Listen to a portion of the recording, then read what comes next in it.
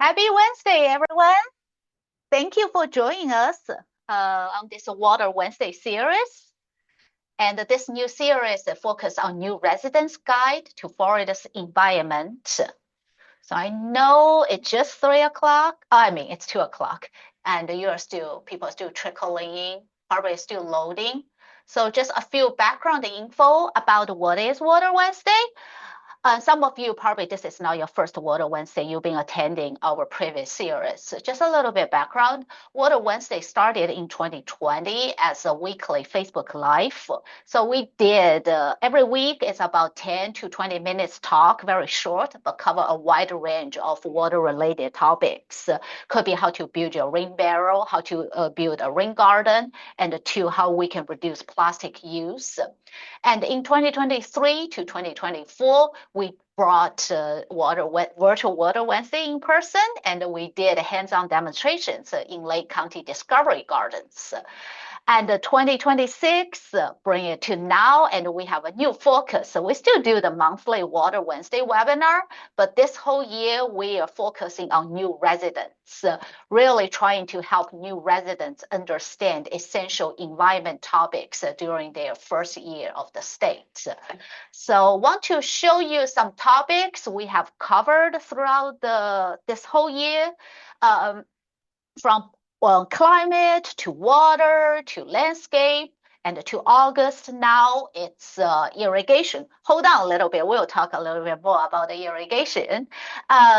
And if you miss any previous topics, we have a Water Wednesday website, which we have all the recap blogs with a summary of Q&As and recordings. So Becky will put in the chat. You will see our website. If you miss any of the previous webinars, you can go to our website to watch the recording. And at this time, also want to do a little bit of housekeeping items, and it will also be a good time just to test all the settings. So we will use our Q&A functions during the webinar. So once we start to talk, all the chat function will be disabled. We'll use Q&As, but just see if you can find the chat function, see if it's working. Could you please just put in the chat, let us know where you are watching this webinar and how long you have been living in Florida. See how many new residents we have here. I think it's by now we are all very familiar with Zoom. And for the Q&A, I said the Q&A, it's 2 chat boxes. While you are all typing here, telling us a little bit about you, and just go through a little bit housekeeping about the Water Wednesday. Already mentioned, it's a monthly Zoom webinar, and it's research-based information from IFAS. And we have a live Q&A with the presenters and interactive quiz during the session. And after each webinar, we'll have the recap blog, which will be posted on our Water Wednesday website. We'll use the Q&A functions once we start to talk, because we really want to keep a good track of all the questions, and we don't want to miss any questions. If we cannot address your questions during the webinar, in our recap blog, we'll provide answers there. And a little bit exciting news, we're towards the end, so we still have 3 more testing kits left.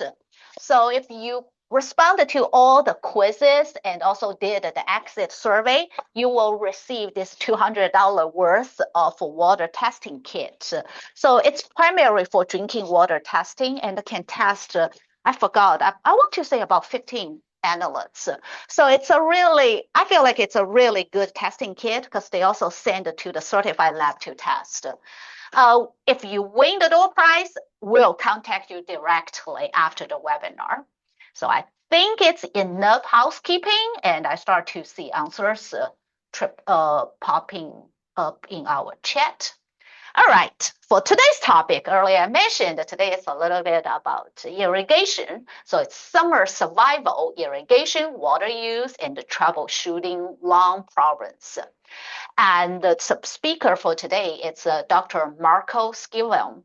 I don't think I said it right. Please forgive me. And he is the associate professor in University of Florida in department in IFAS for Lauderdale Research and Education Center. So his area primary focus on turf science and what's more like environmental friendly practice related to turf management. With that, I will hand it to Dr. Marco. Hello, everyone. Please give me a second while I set up and share my screen. So here we are. You should be able to see it now. And without further ado, thank you so much for the introduction. Thank you so much for being here. We need to actually get going because I have quite a dense presentation here about summer. Well, technically winter survival too, depending on where you're at in Florida, but I'm at Fort Lauderdale Research and Education Center. And generally speaking, we actually need to survive the winter and the spring better than the summer. However, you may have noticed, even if you're in South Florida, how hot and how dry it has been this year. So summer is always good. So what do I say? You have a lawn. You have sprinkler. Irrigation may not be your job, but it's for sure going to have a big effect on it. In Florida, around 70% of residential water irrigation is destined for landscapes, turf, and other crops. Usually, let me tell you, a lot of people don't really have a big knowledge of how to properly water their lawn. These oftentimes leads to over irrigation, and over irrigation usually leads counties and municipalities to say you're putting too much water out on your turf, hence we're going to restrict the amount of water that you can put on your landscape. Now, I always strongly believe that it is not turf itself that uses a lot of water. It's actually most of the time it's people that do not know how to properly water their lawn that are wasting the water. This is a screenshot. As you can see, the nice gentleman is from the Weather Channel, and he was reporting live from Tampa right before Hurricane Milton was making landfall. What do you see in his background? Of course, a sprinkler watering his lawn. This picture I took right the day after Hurricane Ian basically had passed. It didn't pass through Broward, but of course we felt the effect in Broward County. In Miami, it dumped 10 inches of rain on us, and I took the picture the day after, the morning after. As you can see on the picture, I don't really see a lot of turf there, okay? So you can blame it on a plant as much as you want, but the problem is, the truth is, if you do not know how to water your lawn, these things are bound to happen. So, overwatering, no doubt about it. Okay, overwatering, too much water in your soil. First of all, increase disease issues. A lot of diseases, pathogen, fungi, and bacteria, most of the time, they do not have legs. So they need some media to move through the environment. And those media are usually two. One is wind, the other one is water. So if you water too much, you create a great environment for these kind of pathogen to actually move along your yard and then infect a host. The other thing is too much water in your soil, constant water in your soil, keeping the first 2 inches wet tells one thing to the plant, which is you do not need a root system, a deep root system, because the first 2-3 inches are always going to be moist. Okay. So if the plant does not develop a deep root system, then the drought comes. You don't really have a lot of water. You cannot water as much, and that translates into a weak turf stand. The turf grass starts losing density and whatnot, and with loss of density, then you start increasing weeds. So those are all problems that come from watering your turf grass too much. So there are things that we need to know when we're talking about lawn and turfgrass irrigation, which is how much water should I give? How much does that translate for my sprinkler system? And how often and when should I actually water? So, how much? First thing, our extension UF recommendation are apply half an inch to 3/4 of an inch of water when the turfgrass shows signs of wilt. This basically means you do not have to have your irrigation system on all the time. You can just water your turf when the turfgrass is starting going into stress. Uh, how much time? The $1 million question I always get is how much time translate is 1 inch of water into minutes? And the $1 million answer is I do not know how long you need to run your sprinkler system to reach half an inch of water. You need to calibrate your irrigation system. We'll talk about it in a second. Um, the amount of water that we recommend to apply does not vary.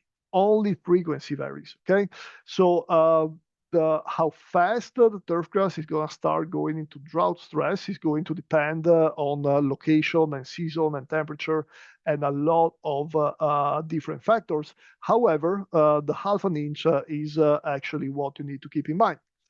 Always never water past point of runoff. Last time I checked, your driveway does not need water to grow, so there is no need to water so much that the water starts running down your driveway and or sidewalk. Now, how much? Half an inch to 3/4 of an inch basically translate to 0.3 gallon. Half an inch is 0.3 gallons. Well, that doesn't really sound much, right? That means that a 10 by 10 area of your lawn requires 30 gallons of water. Well, now, wait a second. These numbers, well, still not that much. When you shower, you use way more water. Anyway, if you have a big property, then we're talking an acre full of water. Now we're talking about more than 300,000 gallons of water that you need to apply. That's quite a lot. And keep this in mind when you consider that you have 100 by 100 lawn, which is fairly normal in the state of Florida if you have a single family house. That means that you're using more than 2,000 gallons of water if you're applying half an inch of water every time, every single time you turn on your sprinklers.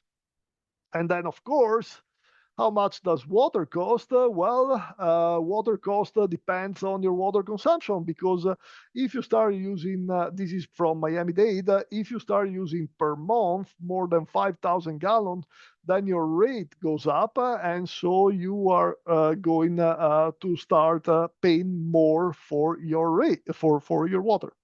Now, the flip side of the coin of this table is that, unfortunately, myself included, a lot of time in Florida, people do not pay for water because they actually have a pump that pumps water from the underground. And pumping water from the underground, basically, you're not using city water. That water is free. If you live close to a water body, it's free, so you don't pay for it. And then at that point, when something is free, then it's usually perceived like it's never ending by general consumption. And so there is people that would literally water their lawn, rain or shine, just like the picture I showed you. Hurricane Milton is coming. I don't care. I'm gonna water my lawn. Take that, Hurricane Milton. Uh, as I said, saturated soil from too much rain or too much irrigation, poorly drained site is not really a problem now.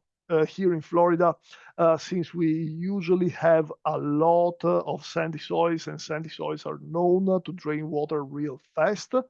But yeah, saturated soil usually do not have good gas exchanges. So the soil is not a solid, compacted thing like cement. Actually, soil is made of pores that are big or small. We call them macropores or micropores. And usually, half of these pores should be filled with water, and the other half should be filled with oxygen. If you start filling everything up with water, then there's no oxygen anymore, and that goes into stress metabolism for the plant. The roots will stay near the surface, and keep in mind that when that soil is going to dry up, because it is going to dry up, because we live in Florida where we have a lot of sand, then it's really bad for plants' drought tolerance. So first things first, rain sensors. For new development, fortunately, new development can be only A star, only if they have rain sensors. Rain sensors are necessary for landscape in the state of Florida. These guys shuts your irrigation system off. You set it when, but you can set it at if you have more than half an inch of rain, then you do not need to have your irrigation going, okay? Anyway, the thing is, even so, if you are watering your landscape with city water, clearly these guys lower your water bill, 100% sure. However, even if you're not paying for your water because you're pumping it from the underground, and you are on a set and forget schedule, let's say you have 15 minutes rain or shine, every time your irrigation pump goes on, what happens is that you are consuming electricity. Okay, so the thing is, these rain sensors they are a small cost up front, but in the long run, they will make they will reduce your water bill. Your bill in general, electricity or water in general, they will reduce the amount of money you spend on landscape irrigation. Okay, upfront you need to pay a little bit, but in the long run, always a good idea to have. Other technology that at this point we really do know it works are soil moisture sensors. Basically, they are sensors that are buried underground. The new generation are wireless. They talk directly without a wire. They talk directly to your controller, and they basically set a threshold under which of soil moisture, a soil moisture threshold under which the soil sensor is going to tell your irrigation controller to go off and start irrigating. The technology absolutely 100% work. However, in this case, the problem is the money. It's not like a rain sensor. It's definitely more expensive than a rain sensor, point number one.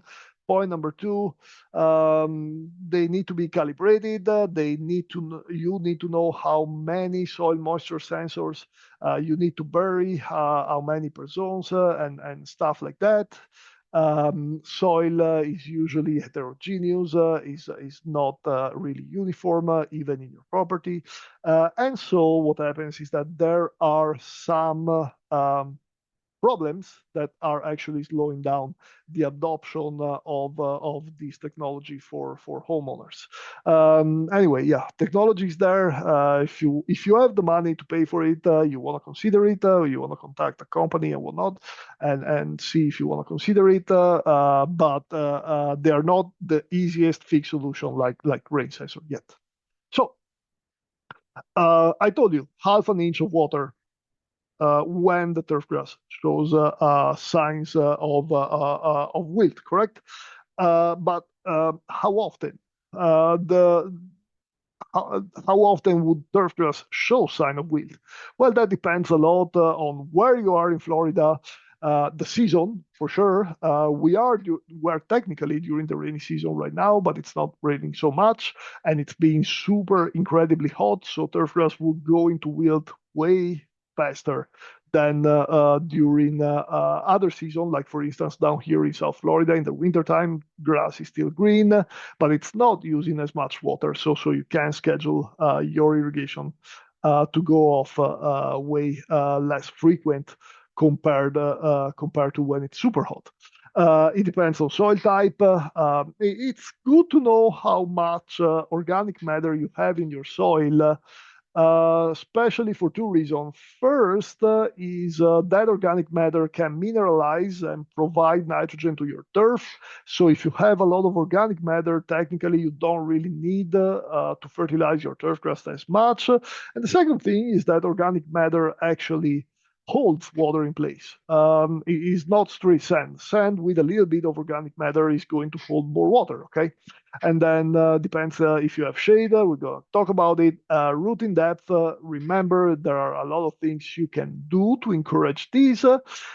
Pest presence is a big one, unfortunately for us, because usually nematodes, especially on Bermuda grass or zoysia grass, they attack the root system. So if you have a nematode problem, that grass is going to have stunt roots and it's not going to be able to absorb a lot of water. So you will have to water it more frequently. And then, most importantly, it depends on water restrictions. Now, the thing about water restriction is that a lot of Florida has water restriction. Not a lot of Florida mandates them. Meaning here in Broward, I do have a water restriction in place that tells you that you should water only twice per week. However, the problem is nobody's really enforcing it. And so my HOA doesn't really care about the water restriction, and they are going to water regardless of the amount of precipitation we have. They're going to water, yes or yes. Anyway, keep this in mind. Short, frequent irrigation, meaning 15 times per night, regardless of my season, regardless of where I'm at, regardless if it just rained, usually always keeps the first couple of inches of soil wet, which means that you're telling the plant that the beginning of the first couple of inches of soil are going to be wet. You don't really need a deep root system because you're always going to find water here. If you can space out your irrigation, however, then the grass is going to start developing a deeper root system because it's going to start actively looking for water. So rain or shine, 15 days, 15 minutes per night is never a good idea. So signs that your lawn needs water. It depends a lot on what you have, on the grass you have. If you have St. Augustine grass, then your job is halfway done because St. Augustine grass literally tells you, hey, I'm going into stress. First thing is the color changes to bluish gray. And the second thing is that the leaf blades fall in half lengthwise right here. Okay, this happens to pretty much every species, but St. Augustine grass has a leaf blade that's so wide that basically shows you it's really easy to see it. Okay. The other thing, if you don't have St. Augustine grass, you step on your grass and the footprint remains, and that's really clear. And here it is. This is my lawn. I like to live on the edge, and I had one sprinkler that wasn't really working a couple of winters ago.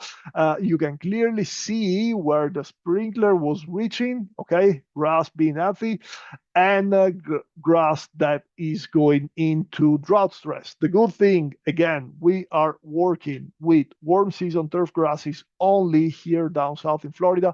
Good thing about these grasses is that you provide that half an inch of water and the grass pops back up. This is true with St. Augustine grass. This is true with Bahia grass. This is true with Bermuda grass. Zoysia grass, not so much. Anyway, once again, here is a grass that's clearly folding in half. And it's doing that in order to save water. And here it is. This table shows you different species. So Bahia grass, Bermuda grass, sandog, zoysia grass, and centipede. Now, St. Augustine grass usually doesn't really have the best drought tolerance compared to other species. However, the good thing about St. Augustine grass is that you mow it tall. And mowing it tall, that has an effect on your roots because the taller you mow, the deeper your roots. So that's what saves you with St. Augustine grass.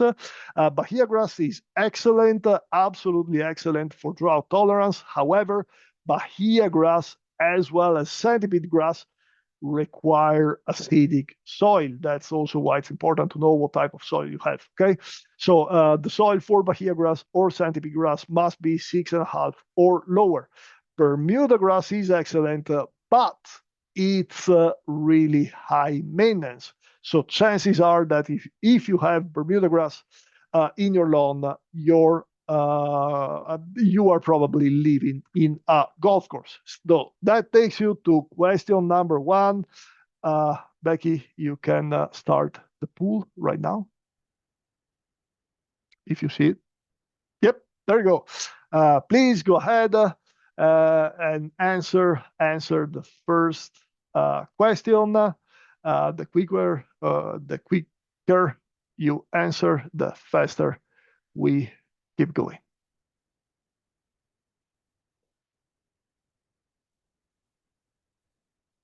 And I cannot vote. Becky, I am not seeing if people are voting. So I hope you do, because I really don't.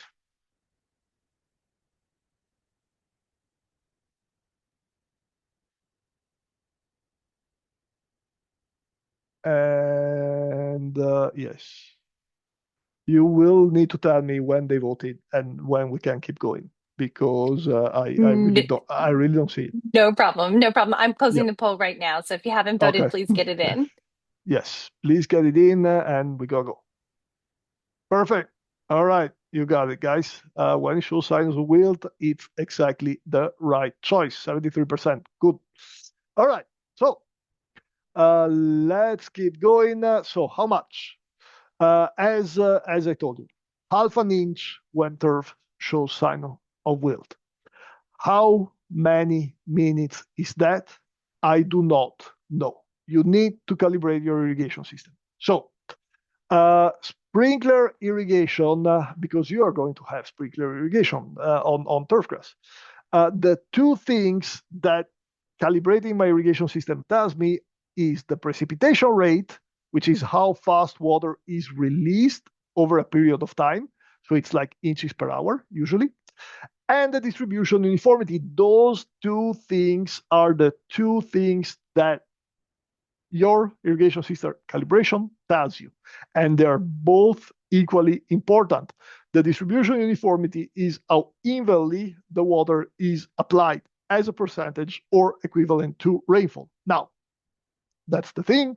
How do you calibrate your irrigation system? Unfortunately, I do not have time to go through it right now, but I am sure that your local extension office has plenty of resources for you to learn how to measure it. And it's super easy. All you need to do is a catch-can test, okay? Catch-can tests are run basically usually measuring cups. And if you do not have measuring cups, don't matter. All you need are tuna cans. So I hope you either like tuna or have a cat. Either or. That's all you need. That and a measuring tape. That is all you need. Please, please, please, if you do not know how to do it, reach out to your extension office.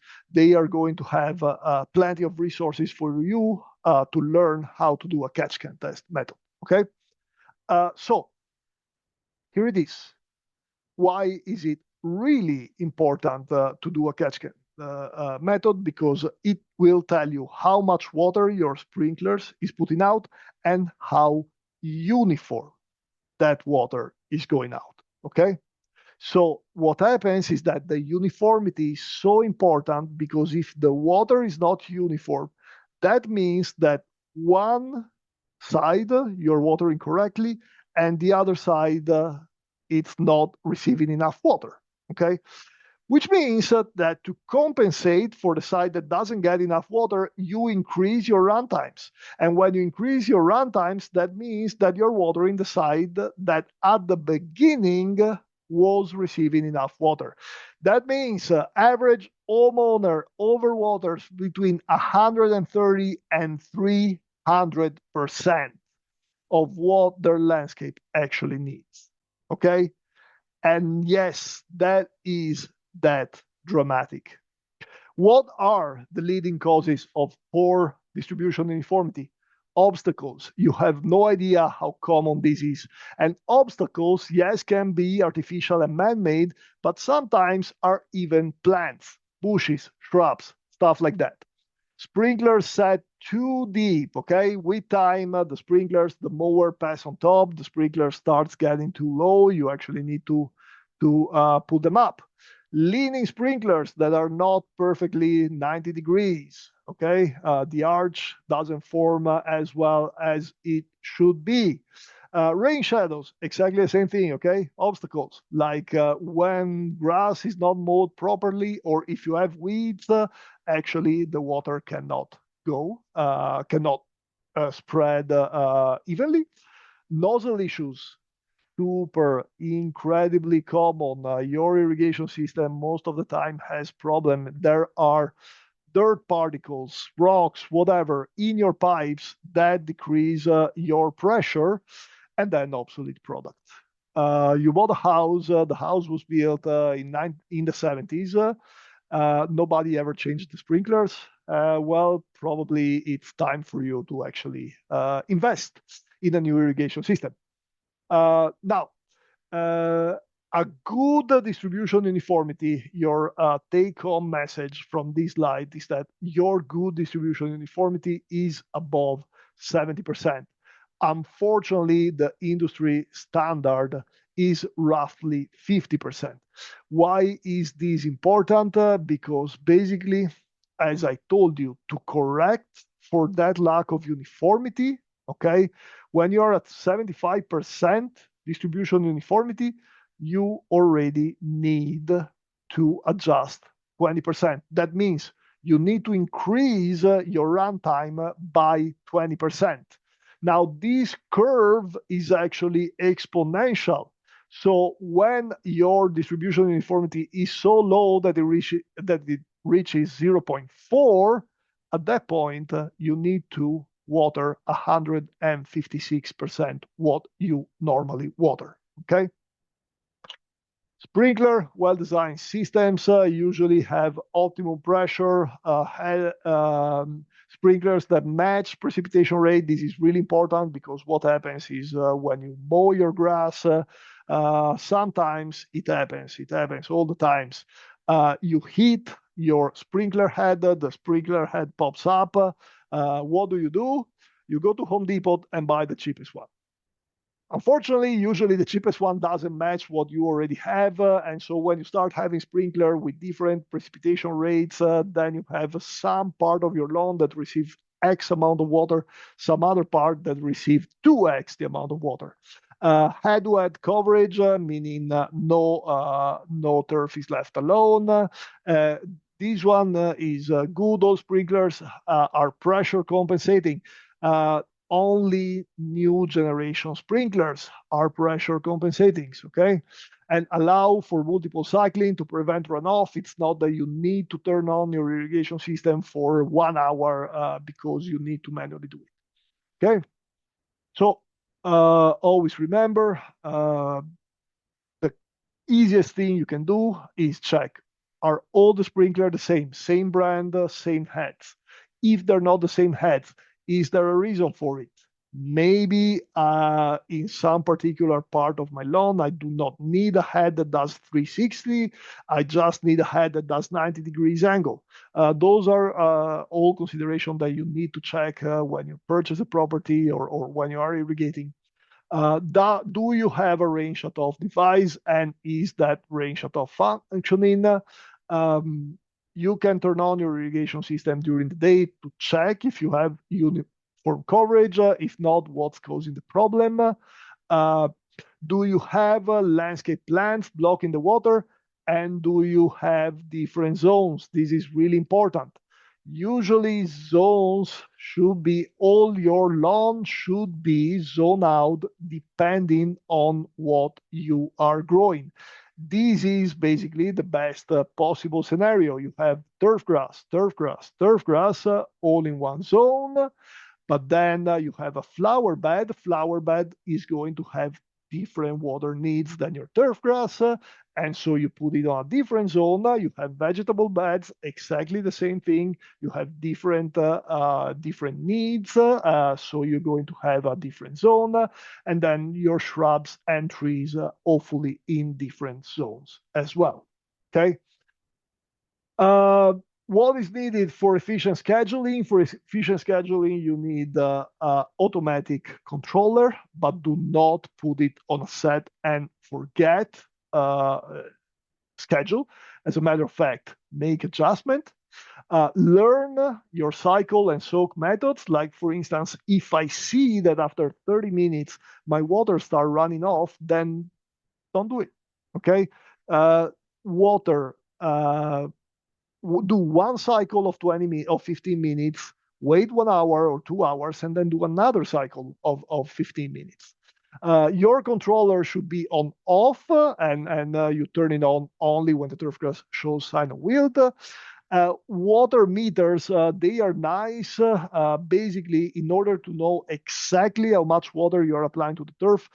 Those are things that if you go to Home Depot, if you go to Ewing, if you go to any irrigation store, they would have a thing called a water meter that basically tells you how much water is passing through your valve. You place it after your valve. You actually need somebody that installs it for you. A little bit expensive, hard, and a little bit complicated to install, so don't do it yourself. Try to have a professional that comes and do it for you. Okay. Water meters, here it is, tells you the gallons, either the cubic feet, usually the cubic feet, or the gallons that are passing through your valve. And then once you know how much water you're putting out, you determine your application rate by doing the catch can method. You determine how many gallons, actually, you translate that into gallons minute per hour, and you determine how many gallons per week needed. Okay, that is how you can do your irrigation schedule, and that is how you can adjust your irrigation schedule depending on the season. Okay. Chances are you don't need to put out half an inch of water per week during the wintertime. If you are in northern Florida, you will need to do it only in the summertime or only in the shoulder season. Really important. Identify and repair leaks. With sprinklers, is quite easy. If you chopped off a sprinkler head, or if you broke the pipe underneath, is quite easy to spot. If you see water running off, or a geyser coming out from the turf, that's really easy to spot. Identify if you have problems with pressure. How do you know if you have problem with pressure? You turn on your sprinkler system, and instead of water, you actually start seeing mist. Okay. If you see this, if instead of water you see mist, that means that you have too high of a pressure. There are solutions for it. You either put a pressure regulation right after the valve or in the sprinkler head. Coverage problems. This picture is a 101 textbook of a sprinkler that had pressure problems, like too low of a pressure, and was irrigating only a tiny area instead of everything that's going on around. Okay. All these things are things that you can do yourself before you call somebody. The other really important thing is your mowing height has a 1-to-1 correlation on root depth. The lower you mow and the shorter your roots are going to be. Okay. This is because turfgrass actually produces its own food by photosynthesis, and the leaves are the one that photosynthesize. So the more leaf area, the more food for the plant, the deeper your roots. And so what happens is basically that during drought periods or during environmental stressor, it's usually better to increase your mowing height. Okay, that's it. Question 2, how long should you let your sprinklers run per cycle? Rebecca, here's question 2. And once again, Rebecca, you will know when they answered because I cannot see it. But anyway, I hope I made myself clear with this question.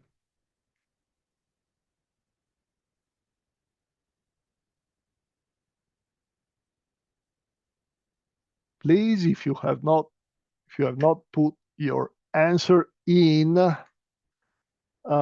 please do so, and so that we can keep going.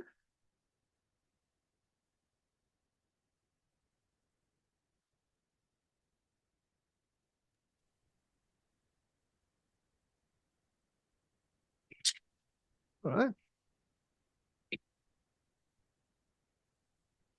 We're good? Here are the results. Perfect. Perfect. Okay. I am really happy that you guys got this. It's really important. It's really important. I've done my PhD in the Southwest. My former professor, my former advisor down there told us you guys need to do 2 irrigation audits per year, one at the beginning and one at the end of the growing season. So yeah, it is really important. Calibrating your irrigation system, it's the most easiest step you can do to take actions. Okay. All right. We are about to finish. As a matter of fact, this is going to be quite easy. When should you water? The answer is really clear. The best time of the day to water is just before or at sunrise. Okay. Whoever tells you to water at night is lying to you. Right before or at sunrise. Why is that? First of all, because the sun is not high. And so if I water during the day, what happens is that a lot of that water is going to evaporate. Okay, especially right now. Really nice day, really hot day, sun is bright, no clouds whatsoever. You are going to lose a lot of water if you water during the day. And the second thing is that you do not water at night because it's better for turfgrass health. So if you water at night, you may actually create some humid conditions that favor the pathogen over the host. Okay. But if you water right before or at sunrise, you give enough time for the water to penetrate the soil, and then the grass wakes up, the sun is up, the grass starts photosynthesizing, and by photosynthesizing, it sucks the water up from soil. Okay. Other consideration. Managing turfgrass in the shade is really important. We're in Florida. We love our trees. We love our palms. They provide shade, which actually, by the way, I'm a turfgrass scientist, but I know, I'm not going to lie to you, the best natural way to cool your house is actually have a lot of shade canopy. It's the same thing with turf. When you have shade canopy, so the turfgrass under the trees or under shade needs less water. Okay. The other thing you need to keep in consideration is that right around the tree, depending on the tree, some trees have only deep roots, so no competition whatsoever. Other trees have roots that are actually shallower, that may go into competition with turfgrass. Anyway, if depending on the amount of shade you have, your best option is St. Augustine grass, followed by zoysia grass. The other turf grass is not so good with shade. anyway, under shade, less water, less fertilization. Last thing, super quick, because this is important if you just moved to Florida. We have a lot of reclaimed water use in this state. Okay, how do you know if you are working with reclaimed water? Well, purple line. Okay, purple line, purple signs. That tells you reclaimed water in use. Do not drink it because it's nasty. What happens is that reclaimed water compared to effluent water has usually a lot of nutrients. Okay, so if you are working with reclaimed water, or if you are stuck with reclaimed water and you're irrigating with reclaimed water, make sure that you know how much nutrients are dissolved in it, because that may offset your fertilization needs. A lot of time, the amount of nutrients in the reclaimed water is good enough to offset completely fertilization needs. Sometimes it's not, but that can help you out. So reclaimed water may help you reducing your fertilizer needs. Okay. This is a study that I had done here in Fort Lauderdale. Those were the plots with reclaimed water, February 2023. They were almost glowing in the dark because turfgrass is able to intercept and use those nutrients. While plots using with plot irrigated with canal, I actually had to fertilize, because if I didn't fertilize, here it is. If I did not fertilize it, then we would see turfgrass going into stress. So yeah, those were the fertilized plots. Okay, so last question, and then if you have question for me, I'm all ears. When is the best time of the day to water my lawn?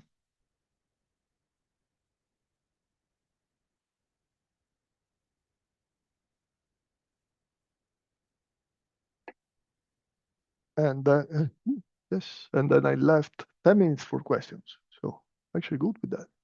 Thought it was going to be worse.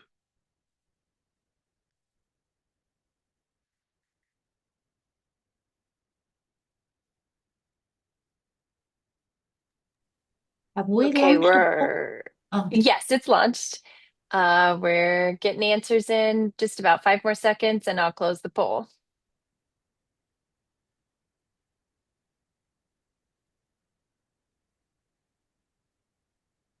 All right, good, good, good. All right, good. Well, that concludes my talk. I hope that you guys learned something that you didn't know before. And if you do have question for me, I'm going to stop sharing. Stop sharing. Yes, I think you don't see my screen anymore. So if you do have question for me now, I am here to answer. We have 10 minutes, I guess. yeah. Thank you so much, Marco. That's a lot of great info. We do have 12 minutes for questions. I don't see any questions yet because I know it takes time for people to type in their questions. Now I see the poll because earlier I'm like, oh, where is it? And did you give them the right answer to the question number 3? What is the best time? Yeah, 93% got the right answer. Yes, really good. All right. And let me check. And then we got comments. It's awesome, Marco. Yes, it's a lot of great info. I don't see any question yet, but I know people are typing. So let me show you the last 2 slides as you are typing your questions. Let me enable my share screen. My screen just went away. It just the last 2 slides as we're waiting for the question to come in here. Before you exit, once you close the Zoom, it will direct you to the survey. So please take the post-webinar evaluations. And I see a lot of you already took the quiz, and the door prize winners will be contacted directly. I just want to show you a preview of next month Water Wednesday. So next Water Wednesday will be interesting because we are talking about living with Florida wildlife and pests. What is normal, what is not, which is September 23rd from 2 p.m. to 3 p.m. So that's the last two slides I do want to show. And let me check all the questions we have here. We do have a question. I'm just going to read it to you, Marco. Is it a good idea to put a grass plug to help regrow a dead area? Excuse me. A grass, what?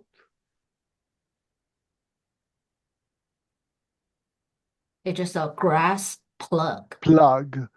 Plug. I see what you mean. Yes, yes, absolutely. It's okay. I think I understand what you mean. So plugs for us are one method to actually establish turf grass. The most common one here in Florida is sod. So you have the squares that you lay down.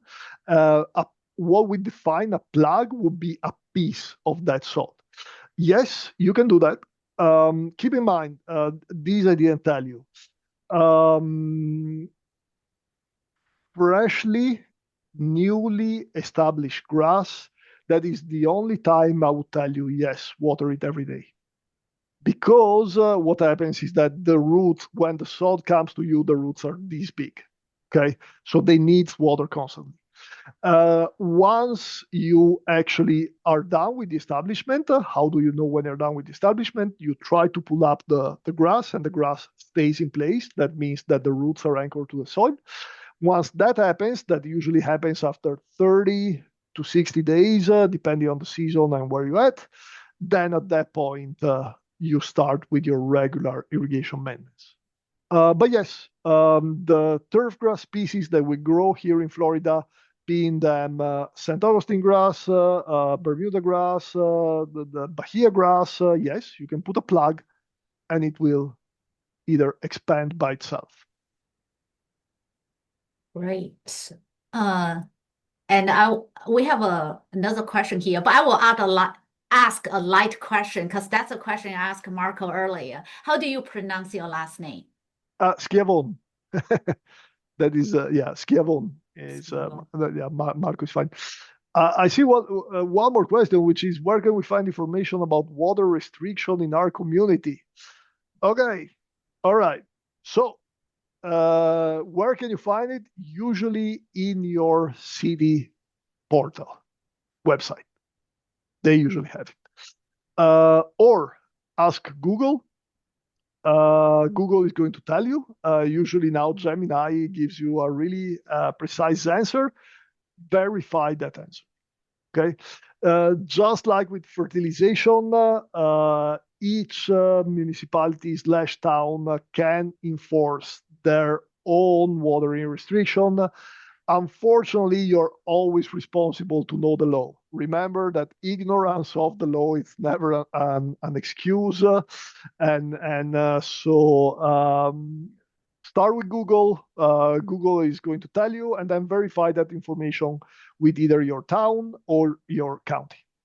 Yeah. And you can, depends on which water management district you are at. Sometimes you can also find the info from your water management district. And Florida has 5. So that will be a good starting point, just like Marco said. And also your municipalities. It could be county, it could be city. Sometimes they follow the water management district's water restrictions. So each district is slightly different. And another question here, it's our subdivision wants only St. Augustine grass. Would a mix of zoysia grass with St. Augustine grass tolerate droughts and passages better? Okay, so we've done trial trying to mix species, and then what we saw is that with time, one species will take over the other. I don't know where you're located. However, St. Augustine grass have Floratam, because that's the other thing. 65% of the production of St. Augustine grass in Florida is Floratam. Floratam served us well for 5 to 7 decades. However, it's an old cultivar. So if you're looking at more drought-resistant St. Augustine grass, the newer cultivars that are in the market are much better than Floratam. That would be my number one thing. The other thing is the same thing with St. Augustine, with zoysia grass. Old zoysia grasses, old Empire, are actually less drought tolerant than newer St. Augustine grasses. Okay, so if you mix a new St. Augustine grass with an old zoysia grass, St. Augustine grass is going to take over. So the thing is, I understand the reason why mixing different species, but it's a really fine balance that may not be consistent through the years.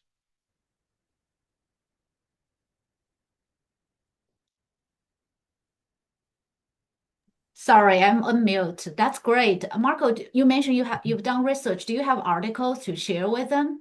Yeah, actually, we do have an article of different St. Augustine grasses. Oh, It's don't only on worry. crop science. Yeah, it's only on crop science, and it's actually funny. Give me 1 second. I can Okay. put it on the chat, but it's let me find it for you. Okay. And I will Um, also put it into our recap blog, so you can also go to yeah, our website to grab that link. yeah. Unfortunately, the thing is that it's not EDIS. Oh, okay. It's yeah. Unfortunately, it's not EDIS. It's a study that we had done with Dr. Dale, Adam Dale, and what happened is that we thought we would have better results to show, and we really didn't. Here it is. So here it is. Let me pull it up. Come on. All right. And then what happened, unfortunately, is that we found out that down here in Florida, actually, Seville took over majority of our here majority of our St. Augustine grass. But yes, here it is. That's great. Because people typically also ask it's with St. Augustine in the front yard and Bahia in the But backyard. here in the back, yes, that is absolutely correct. If you do that, make sure you have different zones, because that means 2 completely different species. Okay, you manage them differently, you water them differently, you fertilize them differently, and so on and so forth. So if you do that, nobody prevents you to do that, but make sure that at that point the management of the 2 species is going to be different, because you do not want to water Bahia in the back. You do not as much. You do not want to fertilize Bahia in the back as much, and so on and so forth. So make sure that if you do that, 2 completely separate zones. Mm-hmm. Wonderful. I think you address all the questions here. Let me double check, because we also have a few in the chat. And Becky just dropped some links in the chat, some additional resources. And I will also add these links to our recap blogs, so you can always access the additional resources after our webinar. And it's approaching to 3 p.m. I think it's a perfect time to end our August Water Wednesday. And thank you so much, Marco, for sharing all the great info and address all the questions. And thank you everyone for joining us today. Thank So you. I hope to see all of you next Water Wednesday on September 23rd. With that, Thank you again. Hope you enjoy the rest of your Wednesday afternoon. Bye. Bye bye.